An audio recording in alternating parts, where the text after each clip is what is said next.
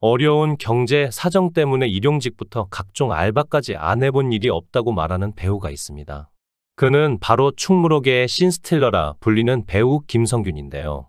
한때 생활고로 인해 찢어지게 가난해 정말 어려운 시절을 보냈었다는 과거가 알려지며 많은 사람의 마음을 울리고 있습니다. 김성균은 현재 영화계에서 없어서는 안 될 배우로 손꼽힙니다. 스펙트럼이 워낙 넓어서 선한 역부터 악역, 시대극까지 그야말로 연기에 있어서 평가를 하는 시간조차 아까울 정도인데요. 하지만 그에게도 매우 어려웠던 시절이 있었습니다. 그는 연극을 하며 생계를 유지하던 시절, 아내에게 편의점 스파게티 밖에 사줄 수 없어서 당시를 생각하면 지금도 마음이 아프다고 했습니다. 또한 반지하에 살면서 아이가 눅눅해진 면봉을 먹는 것을 보고 연극을 계속하는 것이 맞나 자책하기도 했습니다. 실제로 연극을 하면서 비디오 가게 알바, 일용직 막노동, 택배 상하차 등을 했었습니다. 영화 범죄와의 전쟁이 개봉되기 전에도 택배 상하차를 하면 생계를 유지했었고 무명 시절 어려움에 남몰래 눈물 흘린 적도 많았습니다. 어려운 상황이었지만 배우에 대한 끈은 놓지 않는 열정을 가진 사람이었습니다. 박명수가 눈물을 뽑아내려고 이런저런 질문을 던지지만 김성균은 그냥 해맑게 웃으면서 이런 말을 하네요. 없어도 그때가 재미있었다. 이 한마디에 모든 것이 담겨 있는 것 같네요. 아무리 가난하지만 이런 낙천적인 성격 때문에 가난을 가난으로 받아들이지 않고 현재의 삶을 행복으로 채웠던 것이 아닌가 합니다. 또한 김성균이 삼천포에서 연극 생활을 하다가 처음 서울로 올라왔던 이야기도 흥미롭습니다. 김성균에게 80만 원을 넣어준 극단 대표에게서 사람의 정을 느낄 수 있었고 그 80만 원을 꽤 오래 썼다고 하는 김성균의 고백에서 가난에 결코 지지 않는 낙천적인 성격을 엿볼 수 있었습니다. 문득 김성균이 완벽한 성인이 아닌가 하는 생각이 듭니다. 대부분의 세상 사람들은 가난을 이렇게 즐거움으로 받아들이지 못하죠. 하지만 그런 김성균 역시 약점이 있었습니다. 외모에 자신감이 없었다. 이 부분이 바로 그의 콤플렉스였던 거죠. 게다가 가난했던 생활처럼 김성균은 정면으로 부딪히지도 못합니다. 아마 김성균의 컴플렉스는 범죄와의 전쟁에 출연하면서 조금씩 극복된 것으로 보입니다. 이런 약점을 스스럼 없이 고백한 김성균이 오히려 인간적으로 보이네요. 김성균은 아내 김혜정과 결혼 이후 강북구 번동에서 어렵게 결혼 생활을 시작했다고 하는데요. 이에 대해 김성균은 한 방송에서 번동의 추억이 많아요. 번동 꼭대기의 반지하에서 결혼 생활을 시작했는데 추억이 있어서 떠나기가 싫더라고요. 지금은 꼭대기 살다가 번동 아래로 내려왔지만 아직 번동에서 살고 있어요. 라고 말하기도 했습니다. 정말 김성균의 어려운 무명 시절을 함께 해준 아내인데요. 하지만 김성균은 아내와 연기에 대해서는 이야기하지 않는다고 합니다. 이유는 과거 연기 때문에 둘이 서로 싸웠기 때문이라고 합니다. 과거 아내와 같이 공연할 때 잘했다, 훌륭했다, 멋졌다라는 이야기를 하기보다 둘이 서로 너나 나나 둘 다 쓰레기야 라고 말했어요. 아내와 싸우고 난 후로는 연기에 대해 다시는 이야기하지 않죠. 김성균은 영화 범죄와의 전쟁을 찍으면서 그야말로 일약 스타덤에 오르게 됩니다. 조연이었음에도 불구하고 나오는 씬마다 강렬한 모습을 보여주면서 관객들에게 눈도장을 찍었는데요. 인지도가 올라가자 영화계에 러브콜이 많아지면서 그동안 느껴보지 못했던 배우로서의 자존감이 올라가게 됩니다. 이후 그는 역할을 가리지 않고 다작을 하는 배우가 됩니다. 영화 이웃사람, 박수건달, 은밀하게 위대하게, 화이, 롤러코스터 등 드라마를 포함 매년 3에서 7개의 작품에 출연하는 열정을 보여줍니다.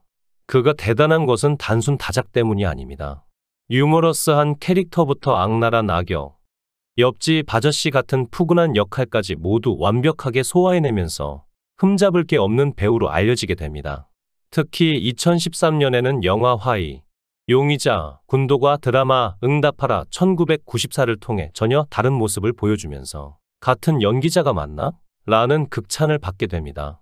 그는 영화 범죄와의 전쟁에서 관객들에게 깊은 인생을 남겼기에 악역에 대한 이미지가 많은 것이 사실입니다. 실제로 범죄와의 전쟁에서 보여준 은갈치 양복에 가름하는 마치 1980년대 인물을 그대로 데리고 온 것 같은 느낌을 받게 했습니다. 윤종빈 감독은 조연 중에서도 특히 김성균에 대한 신뢰도가 매우 높았다고 하는데요. 실제로 영화 개봉 후에 주변 지인들이 아무리 영화도 좋지만 진짜 조폭을 섭외해서 넣으면 어떻게 하냐는 우스갯소리를 하기도 했다고 합니다. 배우 박중훈도 범죄와의 전쟁을 보고 난 후 김성균 덕분에 영화가 정말 진짜가 된 것 같다며 극찬을 하기도 했습니다. 이외에도 많은 배우들이 조연이었던 그의 연기에 극찬을 할 정도로 캐릭터 소화가 완벽했다 할 수 있습니다. 바로 다음 작품으로 영화 이웃사람에 출연하여 섬뜩한 살인마 연기를 보여주었습니다. 이 때문에 악역의 대명사처럼 이미지가 심어져 실제로 무섭게 보는 팬들도 많아졌다고 합니다. 하지만 이웃사람에서는 마동석과의 관계 때문에 웃기다는 관객들도 많았습니다. 이는 범죄와의 전쟁에서의 둘 관계가 바뀌었기 때문입니다. 그는 이미지 때문에 카리스마 있고 선 굵은 캐릭터에 러브콜이 많았습니다. 인지도는 높아졌지만 이미지가 한정적이었기 때문에 변화가 필요했는데요. 김성균은 응답하라 1994를 통해 그야말로 일약 스타덤에 오르게 됩니다.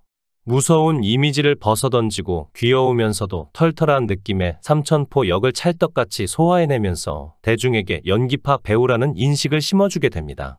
특히 도희와의 케미는 수많은 짤을 만들어내면서 응답하라 1994의 인기를 견인했습니다. 당시 정우가 삼천포한테 꼭 살인범같이 생겨가지고라고 말하는데 이는 기존의 김성균 이미지를 생각해 만들어낸 애드립이었다는 이야기가 유명합니다.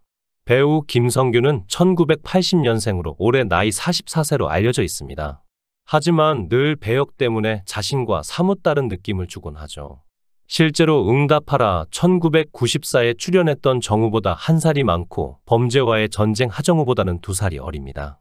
함께 출연했던 도희와 14살이 차이 나지만 극중 역할로는 2살 어린 연하남으로 나와 재미를 더하기도 했습니다.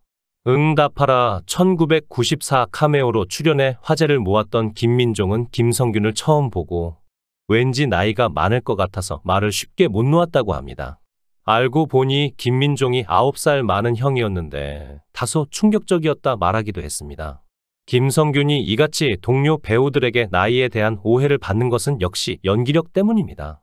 폭넓은 나이대에 연기를 했음에도 불구하고 나이에 어울리는 모습을 보여주면서 보는 사람들로 하여금 나이를 가늠할 수 없게 했기 때문입니다. 김성균은 배우들 중에서도 노력파로 알려져 있습니다. 실제로 영화 보안관 촬영 전의 역할을 위해 대형 면허를 취득하는 열정을 보여주기도 했습니다. 그의 이런 모습과 열정이 믿고 보는 김성균이라는 생각을 갖게 만든 것 같습니다. 향후 어떤 캐릭터로 멋진 연기를 보여줄지 기대가 됩니다. 시청해 주셔서 감사합니다. 구독, 좋아요, 알림 설정 부탁드리겠습니다. 좋은 하루 보내세요.